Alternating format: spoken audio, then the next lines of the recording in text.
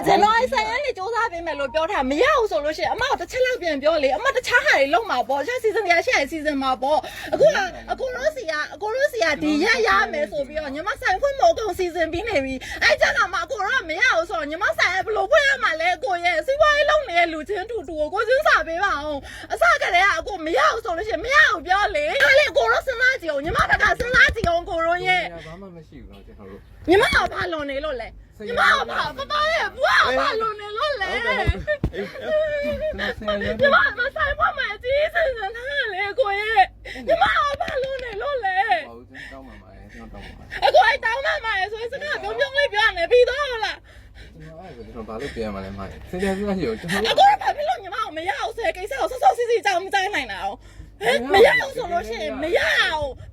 အကြောင်းကြားလေအကိုတော့အခုမှကတ်တယ်လုံးနေရပါတယ်နဲ့ညီမအော်ရာအထာဒီဇင်ဘာလာကုန်ကြတဲ့အဲ့ကဲဆိုရင်ညီမဘုမလင်းလင်းပြောလေညီမအခုကမုန်းနေရောပါတယ်အကိုအော်ရာမှပြီးရဲ့ချိန်ကြခါမှာအကိုတော့မရအောင်လေညီမတောက်လျှောက်ကျွန်တော်ရှိရနေကြတယ်ညီမတောက်လျှောက်ဖို့လွှဲပလိုက်နေရဟုတ်လားမဟုတ်လားအကိုတော့ပြောဟုတ်ကျွန်တော် uniform လုပ်တယ်ဆိုတာဒီတိုင်းပဲလို့မပြောနဲ့လေပြောပြီးထားရတယ်ဘာလို့လဲဆိုတော့အဲ့လိုဒွဲချော်တယ်လို့ကျွန်တော်အခုဆိုပိုးဆိုးတယ်အမတို့အလုပ်လုပ်တယ်ဆိုရင်ပြီးတယ်အခုနိုင်ငံအဲ့ဆိုအကိုတော့ညီမတို့တခွန်းလောက်ငယ်လာပြောလားညီမဘေးမှာအဲ့ကိုလို့စီကယူနီမပြောဘူးတခွန်းလောက်မပြောဘူးရုံးဘက်ကိုမေးပေးမယ်ပဲပြောတာရုံးဘက်က result ကိုအမကိုတခွန်းပြန်ပြောလားအမဇန်နဝါရီ10ရက်နေ့ကလေးကမေးပေးမယ်အပြင်ကိုတခွန်းပြောလာအမကိုဘိုင်မှာဟိုကမှလည်းပြောတာအမကြီးဒီပတ်ထဲလောက်တော့ရမယ်လို့ညီမဒီအပတ်ထဲလောက်လေကိုပြောရင်16ရက်နေ့ကဒီပတ်ထဲလာပြော16ရက်နေ့ကဒီပတ်ထဲလာအဲ့အမမှားထားတာလေအဲ့ဂျန်တော့အဲ့ဒီဇင်ဘာလကလေးရောအခုမှလည်းမရဘူးလို့ပြောတော့အမလုံးဝအဆင်မပြေဘူးရှင်အမကဘယ်လိုလုပ်ပေးလို့ရတာတော့အကောင်းဆုံးပတ်ဆက်ပြန်အမ်းပေးမယ်လို့တော့မပြောနဲ့အဲ့ပတ်ဆက်ပြန်အမ်းပေးတဲ့ကိစ္စနဲ့အဆင်ပြေသွားရင်အမဒီအထိချက်ချင်းရောက်မလာဘူးညီမတို့ပြထားတဲ့အယောင်ကြီးတွေယူမယ်ဆိုတော့အမအခုလည်းယူသွားလို့ရတယ်ညီမအမအစကတည်းကဒီမှာရှိတဲ့အယောင်မလိုချင်လို့မှအမလိုချင်တဲ့ fabric ကိုအယောင်ရောပြပြီးတော့မှအမမှားခဲ့တာလေညီမလေးရဲ့အမရှင်းရနေကြတဲ့ follow up လိုက်နေတာအဲ့ရှင်းရနေကြတဲ့အမကိုအကြောင်းကြားရင်အမမှာတစ်မျိုးစီစဉ်လို့ရသေးတယ်အခုကြာဘလို့မှလည်းစီစဉ်လို့မရအောင်အမဆိုင်ရောက်ဖွင့်တော့မယ်အခုက uniform ကလည်းအဆင်သင့်မရှိဘူးညီမလေးတို့ကအခုကြာမှညီမလေးတို့ဟိုလိုချင်တဲ့ဒီရောက်နေပဲရှိရဒီရောက်နေပဲယူဆိုတော့ထိုးပြီးတော့အမဆိုင်ကဘလို့လောက်ရမှာလဲဟုတ်ကဲ့ပါညီမတို့ကလည်းဒိတ်အတိအကျလေးတယ်အမကမနက်ကအခုပြောထားပြီးအဲ့ဒိတ်အတိအကျအဆင်မပြေလို့လေအမညီမလေးတို့ပထမ10ရက်နဲ့ရအောင်စူးစမ်းပေးမယ်ဆိုတော့အမ10ရက်နဲ့ follow up လိုက်တယ်10ရက်နဲ့အမကိုအဆင်မပြေတာတခုခုပြောလာဒီကြားထဲမှာမဆရှင်းနေမှာရမယ်အမကန်ဆယ်ချင်လားအမဘယ်လိုလုပ်ချင်လဲချားရအောင်ယူချင်လားဆိုအမတခြားတစ်နည်းနဲ့စဉ်းစားလို့ရသေးတယ်ကျွန်တော်တို့ကလေဒီဘက်ကနေရောနှစ်ပတ်သုံးပတ်အမြဲတမ်းအဲ့လိုဒါမဲ့ညီမ10ရက်နေလို့ပြောတော့ကိုက10ရက်နေရအောင်စူးစမ်းပေးမယ်ဆိုမရဘူးဆိုလို့ရှိရင်ညီမတို့ဒီကြားထဲမှာမရလို့ပြောနေလေကိုလာခုနဖုန်းပြောတာညီမကို force ဟုတ်တယ်မပေးဘူးတဲ့မပေးချင်ဘူးတဲ့ဆိုညီမကအဲ့ဂျန်တော့အဲ့10ရက်နေကြတဲ့အကိုညီမကို force ဟုတ်ပေးထားမှာမဟုတ်ဘူးလားကျွန်တော်တို့ငွေကိုလည်းဖူးပေးမယ်ကျွန်တော်တောင်းထားတာမဟုတ်ပါဘူးအကိုအစားလေအကိုဖူးပေးမယ်ပေးတောင်းရလေညီမကပေးမှာပဲဒီကိစ္စမှာငွေရေးကြေးရေးကိုပြောနေအောင်မဟုတ်ဘူးကျွန်တော်ဖူးပေးမယ်မတောင်းဆိုတာတွေကကျွန်တော်တို့မှဒီဘက်မှာအကိုညီမဟိုဘက်မှာလုံးစရာတွေရှိသေးတယ်လေကျွန်တော်တို့မှလည်းလုံးစရာတွေအများကြီးပါအကိုလုံးစရာတွေအများကြီးဆိုလို့ရှိရင်အကိုအစားလေဇန်နဝါရီ10ရက်နေ့ရမယ်ဆိုတဲ့စကားကိုညီမကမပြောနဲ့လေဇန်နဝါရီ10ရက်နေ့ကျွန်တော်စူးစမ်းပေးမယ်လို့စူးစမ်းပေးမယ်လို့ပြောရင်ဇန်နဝါရီ10ရက်နေ့မရဘူးဆိုလို့ရှိရင်ညီမကို10ရက်နေ့ကလေးကညီမ follow up လာလိုက်နေကြတယ်ဘာလို့ကိုတို့မပြောနိုင်လဲပြောကျွန်တော်တို့အခုကဖူးပေးမယ်လည်းယူထားတာမဟုတ်ဘူးနောက်ပြီးတော့ကျွန်တော်အလွဲသုံးစားလုပ်ထားတခုမှမရှိပါဘူးဒါပေမဲ့အခုညီမကို10ရက်နေ့ရအောင်စူးစမ်းပေးမယ်ဆိုပြီးတော့မရအောင်ဆိုတဲ့အကြောင်းကိုလည်းအခုခုထိမပြောညီမအခု10ရက်နေ့ရအောင်စူးစမ်းပေးမယ်ဆိုတဲ့စကားကိုယုံပြီးတော့ညီမ16ရက်နေ့ဆိုင်ဖွင့်မယ်ဆိုလုပ်ထားတာမဟုတ်ဘူးကျွန်တော်တို့ပြောထားတဲ့အချိန်မှာတခုမှဟို over ဖြစ်သွားတဲ့ခါမပါဘူးလေမိုင်းတေချာစဉ်းစားကြည့်အောင်နော်အကိုလည်းတေချာစဉ်းစားကြည့်အောင်ညီမပြောတဲ့အချိန်မှာဘာ over ဖြစ်သွားတာပါလဲညီမ10ရက်နေ့လိုချင်တယ်လို့ပြောအကိုတို့စူးစမ်းပေးပါမယ်လို့ပြောတယ်ဒီကြားထဲမှာ10ရက်နေ့မရနိုင်ဘူးဆိုတဲ့အကြောင်းအကိုတို့ညီမကိုတခွန်းတလေအကြောင်းကြားလာပြောညီမ10ရက်နေ့ follow up လိုက်တော့အကိုညီမကိုအကျိုးကြညီမကိုပြောလာပြောညီမ follow up လိုက်တာဘယ်နှခါလဲညီမလည်းတော့သိရဘယ်နှခါလဲမရှင်းရနေကြတဲ့ကထောက်လျှောက်ပြောတာတူပြောထားတယ်အဆယ်ရနေညီမ10ရက်နေ့ကိုလည်းစူးစမ်းပေးမယ်လို့ပြောထားတယ်အဲ့ဆိုလို့ရှိရင်အမ10ရက်နေ့ follow up လိုက်တော့ဘာလို့ပြောကြလဲ10ရက်နေ့စူးစမ်းပေးမယ်လို့ပြောမဖြစ်နိုင်စားတယ်မဖြစ်နိုင်အောင်လို့ပြောလေကျွန်တော်မသိရကိစ္စကိုကျွန်တော်တို့ကအဲ့ဆိုညီမကိုကြားထဲမှာပြောလေကိုရဲ့ညီမဆိုင်ဖွင့်မစီစဉ်ရအောင်မယ်လေကြားထဲမှာညီမကိုပြောလေမ တီချာလေးစဉ်းစားကြည့် တေချာလေကိုရောစဉ်းစားကြည့်အောင်ညီမဘက်ကစဉ်းစားကြည့်အောင်ကိုရောရဲ့ ဘာမှမရှိဘူးတော့ကျွန်တော်တို့ ညီမကဘာလွန်နေလို့လဲညီမကဘာပပရဲ့ဘွားဘာလွန်နေလို့လဲ ကျွန်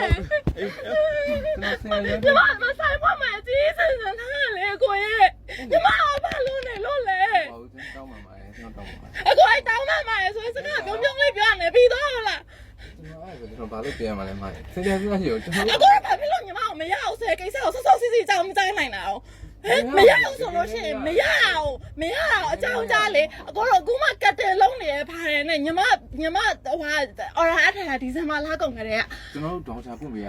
30ရက်နေမှာ30ရက်နေမှာကျွန်တော်ဘောင်ချာ 30ရက်နေရလေ 30ရက်နေအခု73ရက်ပဲရှိသေးတယ် အမဆိုင်လာတော့ကလည်းညီမတို့ပြောလိုက်တယ်တေချာလေးအဲ့လိုမရင်အလားအလားတော့ကြာတယ် ဒါမဲ့10ရက်နေလို့ပြောတော့ညီမဘာဖြစ်လို့စူးစမ်းပေးမယ်လို့ပြောလဲပြောမရအောင်ဆိုတဲ့အကြောင်းကိုအမ10ရက်နေကျွန်တော်10ရက်နေ follow up လိုက်တာအဲ့ကတည်းကဘာလို့မပြောရလဲပြော အဲ့ကျွန်တော်မတေးရသေးလို့ပါကျွန်တော်မတေးရသေး ညီမဘာမှစီစဉ်စရာရှိသေးရဲ့လေ ဟောကျွန်တော်ဘက်ကလည်းအမတို့ဆင်ပြေအောင်ကျွန်တော်တို့စီစဉ်စရာကြီးလုပ်ပေးနေရတယ် ဆော့စီအခုမှအကိုဖုံပြောတော့မှတော့ညီမဖုံလေကိုချပြတာနော်ဖုံပြောတော့မှညီမကို force မပေးချင်ဘူးပေါ့နဲ့အကိုဆက်ရ force ပေးတာမဟုတ်ဘူးလား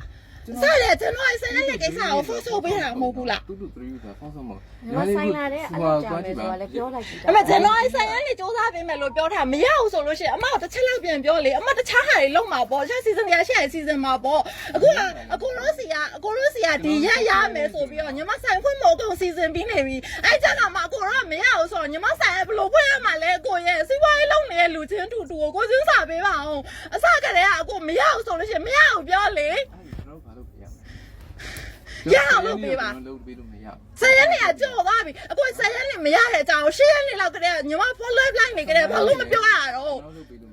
မရတဲ့ကြောင့်ကျွန်တော်မရသူတွေကျွန်တော်ပြောလိုက်ပြီ အစောစောစစ်စစ်ဘာလို့မပြောနိုင်တာလဲညီမကို ကျွန်တော်ဒီပြောအောင်ဆိုကျွန်တော်ဒီဘက်မှာရနိုင်လားဆိုတဲ့ဟာကိုကျွန်တော်စူးစမ်းပေးနေရတယ် အဲ့ကဲဆိုရင်ညီမဘုမလင်းလင်းပြောလေညီမအခုကမုန်းနေရောဗါရောအခုအော်လာမှပြီးရဲ့ချိန်ကြတာမှအခုတော့မရဘူးလေညီမတောက်လျှောက်ကျွန်တော်ရှိရနေကြတယ်ညီမတောက်လျှောက် follow up line နေရဟုတ်လားမဟုတ်ဘူးလားကိုတော့ပြော ဟုတ်ကျွန်တော် uniform လုပ်တယ်ဆိုတာဒီတိုင်းပဲ ဒီတိုင်းပဲလို့မပြောနဲ့လေ ပြောပြီးထားရတယ်ဘာလို့လဲဆိုတော့အဲ့လိုလွဲချော်တယ်လို့ကျွန်တော်အခုဆိုပိုးဆိုးတယ်အမတို့အလုပ်လုပ်တယ်ဆိုရင်သိတယ်အခုနိုင်ငံ အဲ့ဆိုအခုတော့ညီမတို့တခွန်းလောက်ငယ်လာပြောလားညီမဘေးမှာအဲ့ကိုလို့စီကယူနီမပြောတခွန်းလောက်မပြော ရိုင်း ရုံး မှာ ဘက် လည်း ကို ပြော မေး နေ ပေးမယ်ပါ ရုံးဘက်ကိုမေးပေးမယ်ပဲပြောတာရုံးဘက်က result ကိုအမကိုတခွန်းပြန်ပြောလားအမဇန်နဝါရီ10ရက်နေကြတဲ့မေးပေးမယ်အပြင်ကိုတခွန်းပြောလာအမကို အမဘိုင်မှာဟိုကမှလည်းပြောတာအမကြီးဒီပတ်လဲဒီပတ်ထဲလောက်တော့ရမယ်လို့ညီမ ဒီအပတ်ထဲလောက်လေကိုပြောရင်16ရက်နေဒီပတ်ထဲလာပြောဒီပတ်ထဲလာပြော16ရက်နေဒီပတ်ထဲလာ ဒီဘက်ထဲတော့စူးစမ်းပြီးမယ်လို့ကျွန်တော်တို့ကပြောထားတာဆိုတော့ကျွန်တော်တို့ division ကိုကျွန်တော်ဆင်းထားပြီးတာ2 to 3 week ကျွန်တော်စူးစမ်းပြီးမယ်ပြောထားအခုဒီမှာတချို့ကာလာတွေကအကုန်လုံးရောက်လာတယ်ဒါပေမဲ့ကျွန်တော်တို့ဒီမှာတရုတ်ကနေပြီးတော့ကပ်ပြီးဝင်မလာဘူးဝင်မ အ လာ ကိုကာကီမမဝင်တဲ့ကိစ္စတွေပါညီမတီလည်းမသိဘူးတီးစရာလည်းမလိုတီးရလည်းအကိုတို့ဘက်ကပြောထားတာမရှိဘူးညီမဒီအရာနဲ့အထက်ဒီ site ဒီလောက်လို့ကျင်လဲဆိုပြီးတော့အကိုတို့ပြောထား10ရက်နေရမလားဆိုတော့စူးစမ်းမယ်ဆိုတော့ညီမ10ရက်နေကြတဲ့ follow up တယ် ဒီမှာလိုပဲစကားတက်လို့ကျွန်တော်တို့က2 to 3 week လို့ကြိုးပြော အဲ့ဆိုဘာလို့10ရက်နေရမယ်လို့ပြောလဲဘာလို့10ရက်နေရအောင်စူးစမ်းအကိုတို့စကားပြောတဲ့အတိုင်းပြောမယ်ဘာလို့စူးစမ်းပေးမယ်လို့ပြောလဲစူးစမ်းပေးမယ်ဆိုပြီးတော့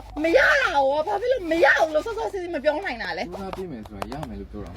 အဲ့ဆိုမရဘူးဆိုတဲ့အကြောင်းကိုဘာဖြစ်လို့မပြောလဲ ကျွန်တော်တို့အခုမှပါမနေ အခုညီမဖွင့်ဝဲစီစဉ်နေခါမှအခုလုံးလောက်ပြီးခါမှအကိုတော့အဲ့လိုပြောတာကြတော့ ကျွန်တော်ဖုန်းနံပါတ်လေးပြောပြလို့ရတယ် အကိုအဲ့ဆိုပြီးတော့လားအဲ့ပတ်သက်တရတော့လေညီမကမှလှူပေးနေလောက်တော့မရှိဘူးရဲ့ ဟုတ်ကျွန်တော်လည်းပတ်သက်နေတာမပြောပါဘူးကျွန်တော်စူးစမ်းပြီးမယ်လို့ပြောတယ်နောက်